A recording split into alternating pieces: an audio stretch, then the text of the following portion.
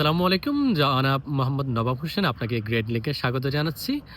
যুক্তরাজ্যে পড়াশোনার জন্য আমরা জানি সবচেয়ে যেটি প্রয়োজন সেটা হলো ইংলিশ প্রফিসিয়েন্সি। আর ইংলিশ প্রফিসিয়েন্সির জন্য এদেশে ইউকেভিআই আইএলটিএসটা চায়।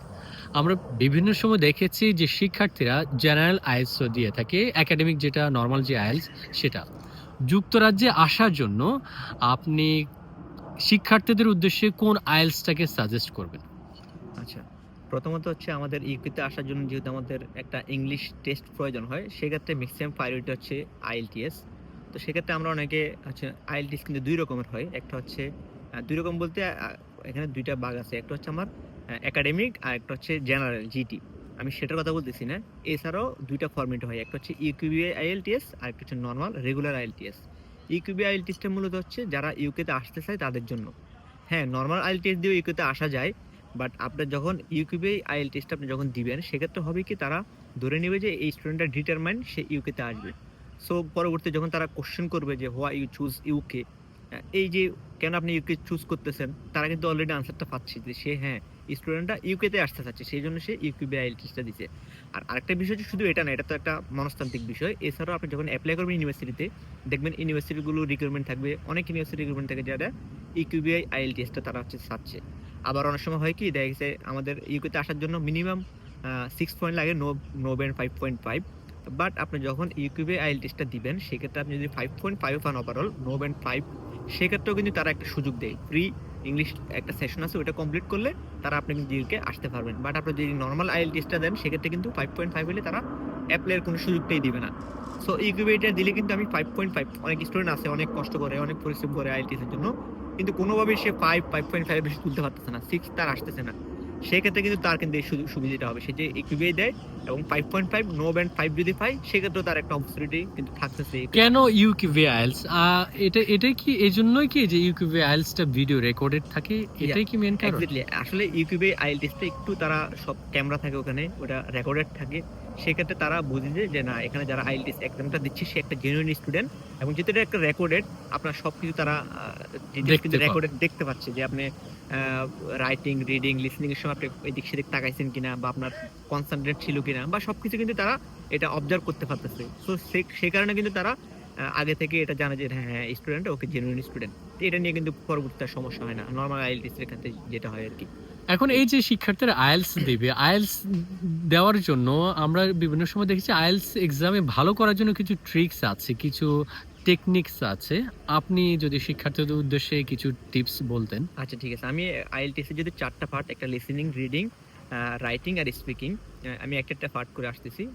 জাস্ট স্পিকিং এর কথা যদি আমরা বলি, স্পিকিং এর ক্ষেত্রে কিন্তু এটা প্র্যাকটিসের কোনো বিকল্প নেই। আপনি একজন পার্টনার ঠিক করবেন এবং পার্টনারের সাথে আপনি নিয়মিত রেগুলার একটা প্র্যাকটিস করবেন। আচ্ছা। প্রথম দিকে আপনি যখন একদম ইনিশিয়াল একজন স্টুডেন্ট, আপনি কিছুই জানেন না ইংলিশ, সেক্ষেত্রে আপনি জাস্ট ডে টু ডে যে আমাদের টাস্ক গুলো আছে, সেগুলো নিয়ে আপনি একজনের সাথে স্পিকিং করবেন। এটা আপনার সেন্টেন্সের সাথে সঠিক হবে এমন কোনো দরকার নেই। আপনি জাস্ট আপনার যে জড়তাটা আছে, সেই জড়তাটা আপনাকে প্রথমে কাটাইতে হবে। দেন আপনি হচ্ছে একটা টপিক, আমাদের যে কেমব্রিজের যে আইএলটিএস এর যে কোশ্চেন গুলো আছে, কোশ্চেনারি গুলো, সেখানে দেখবেন যে স্পিকিং এর কিছু টপিকস আছে। Part 1, part 2, part 3। আপনি কি করবেন? আপনার পার্টনারের সাথে পার্ট 1, পার্ট 2, পার্ট 3 এভাবে করে ডিরেক্ট 1 to 1 আপনি প্র্যাকটিস করবেন। ওই টপিক ধরে। একদিন এই টপিক ধরলেন, একদিন অমুক টপিক ধরলেন। এভাবে করে টপিক ধরে আপনি প্র্যাকটিস করবেন। এটা স্পিকিংটা আসলে প্র্যাকটিসের উপরে। যত প্র্যাকটিস করবেন, তত আস্তে, আস্তে আপনার হচ্ছে এটা ইমপ্রুভমেন্ট হবে। এটা গেল। আর তারপর হচ্ছে যে রিডিং এর কথা বলি আমি। রিডিং এর ক্ষেত্রে যারা ইকোতে যারা যারা একটু মানে কম লেভেলের স্টুডেন্ট, লো লেভেলের স্টুডেন্ট, বা একটু কষ্ট হয় আইএলটিএস এর স্কোরটা উঠতে, সেক্ষেত্রে তারা হচ্ছে রিডিং এর ক্ষেত্রে আপনি ট্রাই করবেন যে গ্যাপ ফিল গুলো আছে। গ্যাপ ফিল কিন্তু মোটামুটি gap fill and true false, এই দুটো মিলে কিন্তু অ্যারাউন্ড কিন্তু 20 কোশ্চেন বা চলে আসে। আর আমার 6 পয়েন্টের জন্য কিন্তু জাস্ট আমার 23 হইলে কিন্তু হয়ে যাচ্ছে। তো সেক্ষেত্রে আপনি যদি গ্যাপ ফিল এবং ট্রু ফলসটা যদি আপনি খুব ভালো মতো এমফেসিস দেন যে আমি হ্যাঁ 20টার মধ্যে আমি 17 আর 18টা এখানে ট্রাই করে ফেলবো, ওকে, যাতে আমার হয়ে যায়। তাইলে কিন্তু আপনি কিন্তু বাকিগুলো থেকে কিন্তু অটোমেটিকলি আপনার স্কোরটা খুঁজে পাচ্ছেন। তারপরে 6 তোলাটা কিন্তু বেশি হার্ড হবে না। সো আপনার কাছে আমি জাস্ট গ্যাপ ফিল এবং ট্রু ফলস এর কথা বলছি, এটা ইজিয়েস্ট দেখে। কারণ অনেকের ক্ষেত্রে হয়তো অন্য জিনিসও ইজি থাকতে পারে, বা অনেকের হয়তো মেসিংটা তার থেকে ইজি লাগে। যদিও এটা কঠিন, তারপর একেকজনের ক্ষেত্রে একেক রকম হতেই পারে।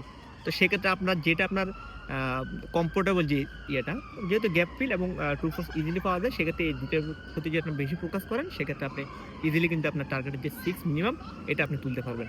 যেন আপনার যদি আরো বেশি স্কিলফুল হয়, সেক্ষেত্রে আপনি অন্যান্যগুলো থেকে বেশি প্রেশার দিবেন। আচ্ছা, তারপর হচ্ছে আপনার স্পিকিং গেল, রিডিং গেল, আর লিসেনিং। লিসেনিং ক্ষেত্রেও সেম। লিসেনিং এ পার্ট 1 এবং পার্ট 4 থাকে গ্যাপ ফিল ম্যাক্সিমাম ক্ষেত্রে। ইভেন পার্ট 1টা কিন্তু খুবই ইজি, অনেক ইজি। আমরা একদম ডে টু ডে যে একদম নরমাল একটা ইয়ে হয়, সেখানে আপনি 10 এর মধ্যে 8টা 9টা বা 10টা আপনি টার্গেট রাখবেন যেখানে যাতে হয়। দেন পার্ট 4টাও আপনার গ্যাপ ফিল যেহেতু আপনি একটু বুঝতে পারেন, ইজিলি কিন্তু আপনি ম্যাচ করতে পারবেন, ক্যাচ করতে পারবেন ইজিলি। সো পার্ট 1 আর পার্ট 2 কে আপনি হচ্ছে পার্ট 4 কে আপনি হচ্ছে এটাকে টার্গেটেড নেবেন। প্লাস এখানে ম্যাপ আছে, আর হচ্ছে পার্ট 2 তে হচ্ছে আর কিছু বক্স মেসিং আছে। যে বক্স মেসিং গুলো হার্ড। তারপর পার্ট 1 পার্ট 4টাকে টার্গেটেড নিয়ে বাকিগুলো মোটামুটি প্র্যাকটিস করলে হবে। তবে এখানে প্র্যাকটিস করার ক্ষেত্রে করবেন কি, যে ক্যামব্রিজ যে বইগুলো আছে, বইয়ের শেষে কিন্তু আমাদের স্ক্রিপ্ট দেওয়া থাকে প্রতিটা টেস্টের। সো আপনি একটা টেস্ট চালু করবেন মোবাইলে ভয়েস, সেটা আপনি শুনবেন, সাথে সাথে স্ক্রিপ্টগুলো আপনি দেখবেন যে কীভাবে তাদের লাইনগুলো যাচ্ছে, কোথায় তারা পজ নিচ্ছে, কতটুকু পরে তারা কখন আনসারটা আসতেছে। আপনি যদি কয়েকদিন প্র্যাকটিস করেন যে স্ক্রিপ্ট দেখে দেখে, সেক্ষেত্রে কিন্তু আপনার লিসেনিংটা কিন্তু আপনার ডেভেলপ হয়ে যাবে। আর রাইটিং যেটা, যেমন আমার ক্ষেত্রে বলি, রাইটিংও কিন্তু 4টা জিনিস। একটা হচ্ছে কোহেরেন্স, কোহেসিভ ডিভাইস, তারপর হচ্ছে আপনার গ্রামার দেখে, তারপর হচ্ছে আর আপনার টাস্ক অ্যাসাইনমেন্ট দেখে, ভোকাবুলারি। হ্যাঁ, অ্যান্ড ভোকাবুলারি দেখে। সো আমাদের যারা নরমাল, যারা আমরা ইংলিশ কম জানি, সেক্ষেত্রে আমাদের ভোকাবুলারি গুলো কিন্তু আমরা খুব বেশি জানি না, এটা আমাদের একটা সমস্যা। আর একটা হচ্ছে আমাদের এই গ্রামার, এই দুইটা কিন্তু আমাদের সমস্যা। বাট টাস্ক অ্যাচিভমেন্ট যেটা থাকে, এটা হচ্ছে আপনার পার্ট 1 এর ক্ষেত্রে 150 ওয়ার্ড এবং পার্ট 2 এর ক্ষেত্রে 250 ওয়ার্ড। এটা ফিল আপ করলে কিন্তু আপনার টাস্ক অ্যাচিভমেন্ট কমপ্লিট হচ্ছে। এবং কোহেরেন্স, যে কোহেসিভ ডিভাইস যেটা আছে, সেটা হচ্ছে একটা প্যারা থেকে আরেকটা টপিকে যেতে আমাদের যেগুলো আমরা কানেক্টরগুলো ব্যবহার করি সেগুলো। তা আমার ক্ষেত্রে আমার মনে হয় এই দুটো জিনিস কিন্তু খুব ইজি, টাস্ক অ্যাসাইনমেন্টটা কমপ্লিট করা এবং এই যে কোয়েসিভ ডিভাইসগুলো, এগুলো মোটামুটি অল্প কিছু প্র্যাকটিস করলে কিন্তু আমরা জানি। তো যাদের ভোকাবুলারি আর হচ্ছে গ্রামারের সমস্যা আছে, তারা এটা একটু কম দেখে বাকি দুটো যদি আমি ফোকাস দিই, সেক্ষেত্রে হবে কি, যদি আমার 6 লাগে, সেক্ষেত্রে আমি যদি ওই দুইটাতে যদি একটা ভালো একটা স্কোর নিয়ে আসতে পারি, বাকি দুটাতে একটু কম হলে অন অ্যান অ্যাভারেজ, যদি অ্যাভারেজ করে নাম্বার দিয়ে মার্কিং করে, সেক্ষেত্রে কিন্তু আপনার ইজিলি কিন্তু 6 কিন্তু আপনি গেইন করতে পারবেন। সো এটা হচ্ছে মানে প্রাইমারি একটা ধারণা। তারপর আরো অনেক টিপস তো আছে, এটা সাবজেক্ট বেসিস, সেটা ভিন্ন বিষয়, অনেক লম্বা আলোচনার বিষয়। ধন্যবাদ নবাব হোসেন। আমরা নবাব হোসেনের কথা অনুযায়ী যেটা বুঝলাম যে যুক্তরাজ্যে পড়াশোনার জন্য যে ইউকেভি আইএলটিএসটা সবারই দেওয়া উচিত, কারণ আপনি এই ইউকেভি আইএলটিএস এর মাধ্যমে বুঝাতে পারবেন যে আপনি জেনুইন ক্যান্ডিডেট। আর আইএলটিএস এর যে ট্রিক্সগুলোর কথা বলেছে, এই ট্রিক্সগুলো যদি আপনারা মেনে চলতে পারেন, খুব কঠিন না আইএলটিএস এ 6 পাওয়া। 6 পাওয়াটা কঠিন না, হয়তো এর চেয়ে বেশি এর তোলাটা চেয়ে একটু বেশি হার্ড। হার্ড। বাট আপনার মিনিমাম কিন্তু যেটা আছে সেটা তোলার জন্য কিন্তু আসলে আমাদের এই অনেক দেশে কঠিন আসার বিষয় জন্য না। মিনিমামটা যেহেতু মিনিমামটা প্রয়োজন, তার মানে আপনি মিনিমামটা তুলতে পারেন। আর আপনার অ্যাডভান্স নলেজের জন্য বা আপনি আরো প্রফিসিয়েন্টের জন্য সেটা বারবার প্র্যাকটিস করতে পারেন। সো যুক্তরাজ্যে যারা পড়াশোনা করতে আসতে চান, তাদের কাছে একটি অনুরোধ যে খুব দ্রুত ইউকেভি আইএলটিএসটা দিয়ে দিবেন ভালো মতো প্রস্তুতি নিয়ে। আর লাস্ট দেখবেন একটা পরামর্শ হচ্ছে, আপনি আইএলটিএস এর জন্য বেশি দিন সময় নেওয়া যাবে না। আপনি 3 মাসে একটা টার্গেট ফিক্স করবেন, 3 মাসের জন্য একটা রুটিন করে ফেলবেন, যে আমি কখন কোন সময় ডে টু ডে রুটিনটা করবেন, কোন দিন কোন কোন ইয়েটা করবেন, লিসেনিং কোন দিন করবেন, রিডিং কোন দিন করবেন, রাইটিং কোন দিন করবেন। 3 মাসে বেশি হইলে হয় কি, আপনি যখন একটা পড়াশোনা করতেছেন, এক সময় একঘেয়েমি চলে আসে কিন্তু আর ভালো লাগে না, তখন কিন্তু আপনি আবার নতুন করে শুরু করতে হবে। আইএলটিএস বিষয়টা এমন, আপনি 5 দিন গ্যাপ দিবেন, আবার প্রথম থেকে শুরু করতে হবে। সো আপনি টার্গেটেড ভাবে 3 মাসে একটা টার্গেট দিবেন, যে 3 মাস পর আমি ওই ডেটে পরীক্ষা দিব, এর মধ্যে আমি কমপ্লিট করে ফেলবো, ঠিক আছে? দেন আপনি টার্গেট নিয়ে একদম প্রো থাকতে থাকতে পরীক্ষাটা দিয়ে দিবেন, যে যাই হোক। ধন্যবাদ নবাব হোসেন।